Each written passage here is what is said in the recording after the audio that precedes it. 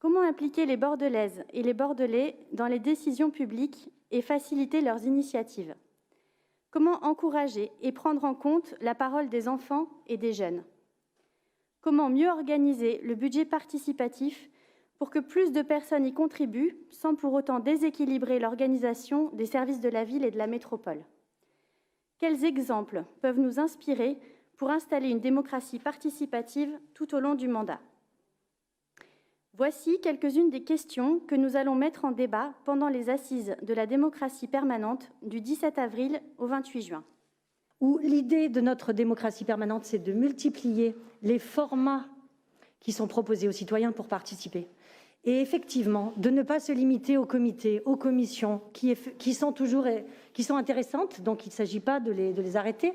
Par contre, il s'agit surtout de ne pas se limiter à ça. Même si c'est évident que je préférais qu'on puisse aller à la rencontre des habitants pour de vrai plutôt qu'en numérique, ce qui risque probablement de se passer. Donc on va faire au mieux pour faire du petit groupe, du présentiel, aller sur le terrain, comme on peut, avec les conditions qu'on peut. C'est très très difficile d'organiser ce type d'événement actuellement.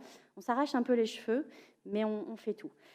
Le débat un peu sur un terrain plus politique et moins polémique, qu'on parle de démocratie d'action et pas de démocratie de slogan. Mais tout d'abord, remercier le maire, parce que j'ai quand même l'impression que la parole à l'opposition a été largement donnée dans ce débat. Donc, des appels, qu'on nous parle de censure, etc., ça me paraît un peu curieux.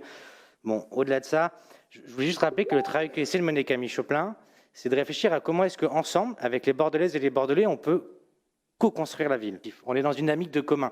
Comment est-ce que on permet aux habitants de décider ce qui leur appartient et donc du coup, qu'est-ce qui doit être travaillé, comment, avec la mairie, etc. Et ça implique effectivement que nous, élus, on change le positionnement, qu'on soit aux côtés des citoyens, pas uniquement dans une position de décideur et de donneur d'ordre. Après, je tiens à vous remercier toutes et tous pour la qualité de ce débat. Ceux qui disent qu'on ne discute pas de politique au Conseil municipal de Bordeaux, je pense qu'à l'occasion de la présentation de Camille Choplin et de ces assises de la démocratie permanente, je pense que c'est l'occasion de parler politique et peut-être d'avoir des visions divergentes de ce qu'est la démocratie permanente. Et moi, je trouve que c'est tout à fait normal que nous n'ayons pas les uns et les autres la même vision de la démocratie. Mais bon, au moins, on peut échanger.